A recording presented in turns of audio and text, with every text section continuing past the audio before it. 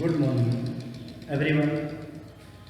मैं धीरज जोशी, पुष्पा प्रियंका सरस्वती विद्या मंदिर, inter college Nanak. देखिए, ये रक्त वर्ग का जो ब्लड ग्रुप हमने जो पहले पढ़ा उसका सेकंड पार्ट, कौन सा पार्ट है? Second part. और उसमें हमने देखा कि जो ब्लड ग्रुप होता है वह 4 प्रकार का होता है, ए, बी, ए बी, ओ। अब बात यह आती है कि कौन ब्लड ले सकता है और कौन दे सकता है।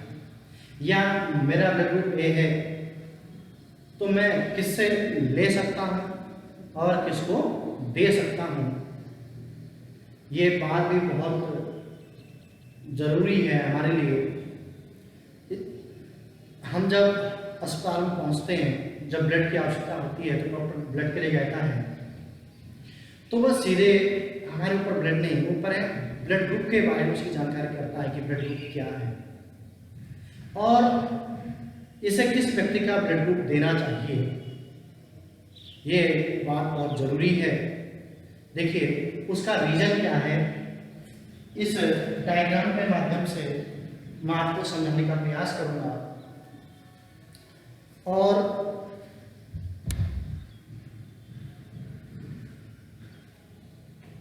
देखिए,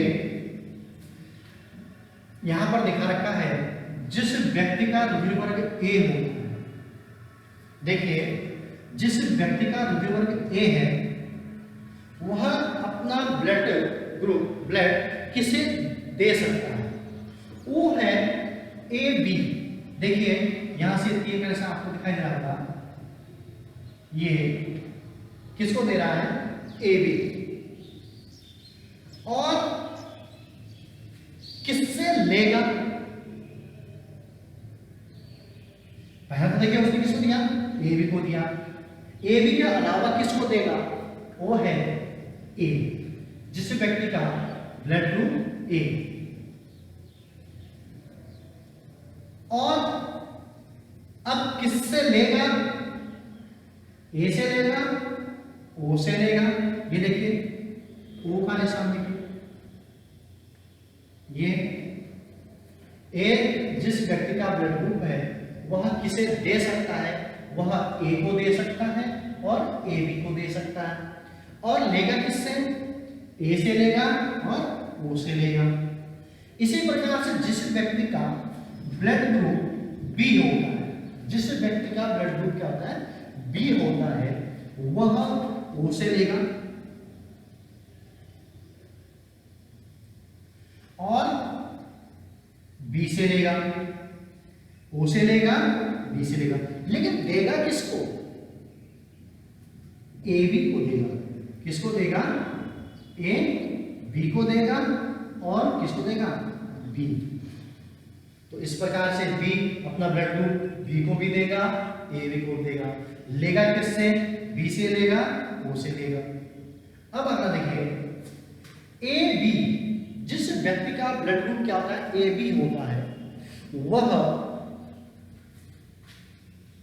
ए से तो ले रहा था, आपने पहले देखा, बी से भी ले रहा था और ए बी से भी लेता है। किससे लेता है? ए बी से भी लेता है। और यह ब्लड ग्रुप ओ से भी लेता है। ये देखिए, किससे ले रहा है? सभी से ले रहा है। ए से भी लेता है, बी से भी लेता है, ओ से भी लेता है और ए बी से भी लेता है। तो यानी कि यह ब्लड जिस व्यक्ति का रुधिर वर्ग ए बी होता है वह ब्लड सभी से ले सकता है। तो इसीलिए इसको सर्वग्राही कहते हैं।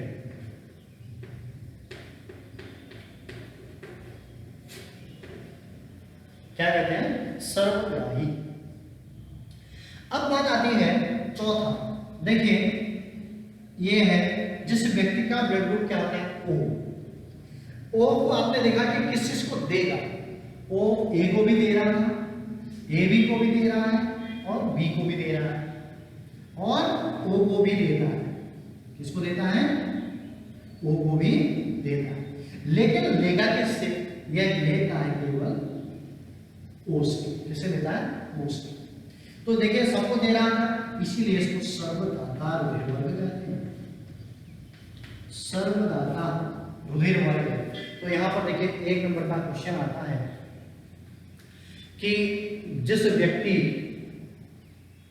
का रुधिर वर्ग ओ है उसमें किस प्रकार का एंटीजन पाया जाता है।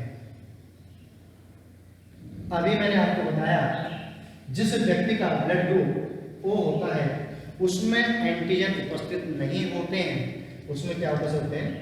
एंटीबॉडी, यानी कि दोनों एंटीबॉडी उसमें उपस्थित होती है। फिर देखिए एक और क्वेश्चन यहां से बनता है, उस रुधिर वर्ग का नाम बताइए जिसमें दोनों एंटीजन पाई जाती हैं लेकिन कोई एंटीबॉडी नहीं होती है, वह रुधिर वर्ग क्या होगा? जिस व्यक्ति में दोनों एंटीजन पाए जाते हैं लेकिन एंटीबॉडी नहीं होती है वो रुधिर वर्ग क्या है? A B. आगे देखिए, जिस व्यक्ति का रुधिर वर्ग बी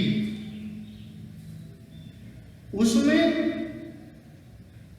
एंटीजन तो बी, एंटीजन क्या कहता है? बी, लेकिन एंटीबॉडी क्या होती है? ए। ये समझना।